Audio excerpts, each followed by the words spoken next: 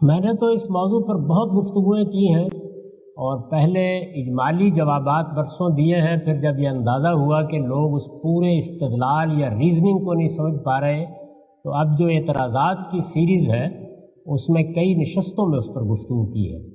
قرآن مجید کیسے بیان کرتا ہے، حدیث میں کیا باتیں بیان ہوئی ہیں، بہت تفصیل سے میں نے اس سب کا تجزیہ اور تحلیل کر دی ہے۔ اگر آپ کو واقعی اس مسئلے کو سمجھنا ہے اور یہ جاننا ہے کہ اس میں اختلافات کی تاریخ کیا ہے اور کیوں ہوئے ہیں، اور جو ہمارے ہاں عام تاثر بن گیا اس کی وجہ کیا ہے، تو آپ اس سیریز کو سن سکتے ہیں۔ اس سے وہ تمام سوالات جو پیدا ہوتے ہیں، اس لیے کہ میں ایک جواب دوں گا تو ظاہر ہے کچھ جوابات آپ کو دوسری جگہوں سے بھی ملیں گے، تو ان میں جو تضاد محسوس ہوتا ہے اس کو اگر آپ واقعی سمجھنا چاہتے ہیں تو میری درخواست ہے کہ اس کو سن لیجیے۔ اس میں بہت تفصیل سے میں نے انالیسز کر دیا ہے، بتا دیا ہے۔ مختصر جواب دے رہا ہوں، اور وہ یہ ہے کہ اللہ تعالیٰ نے قرآن مجید کی سورہ نور میں ہمیں یہ بتایا ہے کہ اللہ کے پیش نظر یہ ہے کہ تمہارے جنسی معاملات میں بھی آخری درجے کی پاکیزگی رہے۔ میں نے ابھی آپ کو بتایا کہ دین کی پوری ہدایت کا ہدف کیا ہے، پیوریفیکیشن، پاکیزگی۔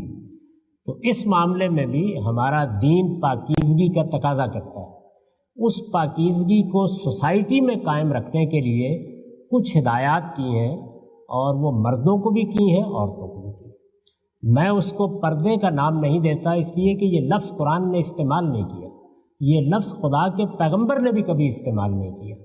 جو صحیح تعبیر ہے وہ یہ ہے کہ مرد و زن کے اختلاط یا ملنے جلنے کے آداب بتائیں، ایٹیکیٹس بتائیں، کہ اگر مردوں کو عورتوں کے پاس جانا ہے، ملنا ہے، کام کے موقعوں پر ملنا ہے، تو کیا آداب ہیں جن کا لحاظ رکھنا چاہیے۔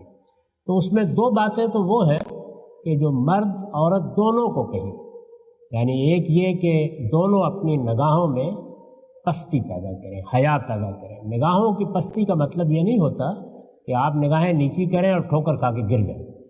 اس کا مطلب یہ ہے کہ نگاہیں تاڑنے والی نہیں ہونی چاہیے، خط و خال کا جائزہ لینے والی نہیں ہونی چاہیے۔ یہ بات مردوں کو بھی کہی ہے، عورتوں کو بھی کہی ہے، دونوں کو کہی ہے، اور بالکل یکساں الفاظ میں کہی ہے اگر آپ قرآن مجید کو سورہ نور میں نکال کے دیکھیں۔ دوسری بات یہ فرمائی ہے کہ شرمگاہوں کی حفاظت کریں۔ اب شرمگاہوں کی حفاظت در حقیقت ایک طرف تو یہ چاہتی ہے کہ کوئی جنسی میلان پیدا نہ ہو۔ اللہ نے جس دائرے میں جنسی تعلقات کو جائز رکھا ہے، انسان اس کے باہر منہ مارنے کی کوشش نہ کرے۔ اور دوسری جانب وہ یہ چاہتی ہے کہ مرد ہوں یا عورتیں، وہ اپنے لباس کے بارے میں احتیاط کریں۔ اب لباس کے معاملے میں ایسی احتیاط کہ جو شرمگاہوں کو ڈھانپنے والا ہو، جو حجاب پیدا کرتا ہو ان کے اندر، جو نگاہوں کو آوارہ نہ ہونے دے، تو اس کو قرآن مجید نے مردوں کے لیے بھی لازم کیا ہے، عورتوں کے لیے بھی لازم کیا ہے، یعنی کوئی فرق نہیں کیا، یکساں الفاظ استعمال کیے ہیں۔ ان یحفظوا فروجہم ان یحفظن فروجہن، یعنی وہ بھی اپنی شرمگاہوں کی حفاظت کریں، اپنے لباس کے بارے میں محتاط رہیں، مرد بھی عورتیں بھی۔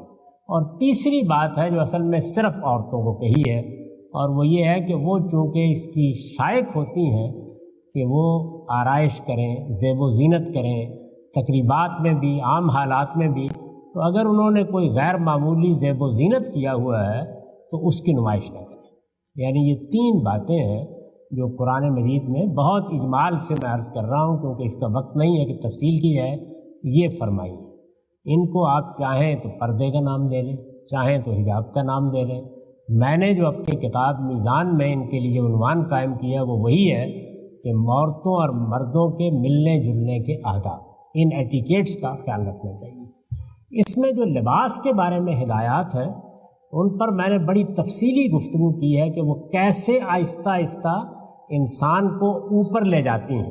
یعنی پہلا مرحلہ تو یہ ہے کہ شرمگاہیں ڈھانپی ہوئی ہوں اور شرمگاہوں کے قریب کے اعضاء بھی ڈھانپے ہوئے ہوں، یعنی آپ نے اپنے آپ کو گویا چھپانے کی ابتدا کر دی۔ اس کے بعد اس لازمی جگہ سے آپ اوپر اٹھتے ہیں اور اپنی تہذیب کے لحاظ سے، اپنی معاشرت کے لحاظ سے، اپنے لباس کو زیادہ چھپانے والا کرتے چلے جاتے ہیں۔ تو یہ جو دوسرا حصہ ہے اس میں پھر وہ نوبت بھی آ جاتی ہے کہ جس میں ہماری بہنیں یا ہماری بیٹیاں گویا ایک اسکارف لے لیتی ہیں یا کوئی ایسا لباس پہن لیتی ہیں کہ زیادہ سے زیادہ ان کا جسم ڈھانپا ہوا رہے۔ تو ابتدا لازمی ہدایت سے ہوتی ہے، آگے آپ کے لیے ہے کہ آپ اس میں کتنا اہتمام کر سکتی ہیں۔ تو یہ باتیں ہیں جو اللہ نے اپنی کتاب میں بتائی ہیں یا رسول اللہ نے اپنی روایات کے اندر جس کی تاکید کی ہے۔ ان کے علاوہ یہ برقع اور یہ چہرہ ڈھانپنا اور یہ اس طرح کے کوئی ایک بال نظر نہ آئے اور پالکی میں بیٹھ کے جانا، یہ ہمارا قدیم کلچر تھا، بڑی حد تک ختم ہو گیا ہے، اور ہو سکتا ہے کہ کچھ کہیں باقی ہو تو وہ بھی ختم ہو جائے۔ دین کی ہدایت اتنی ہے جتنی میں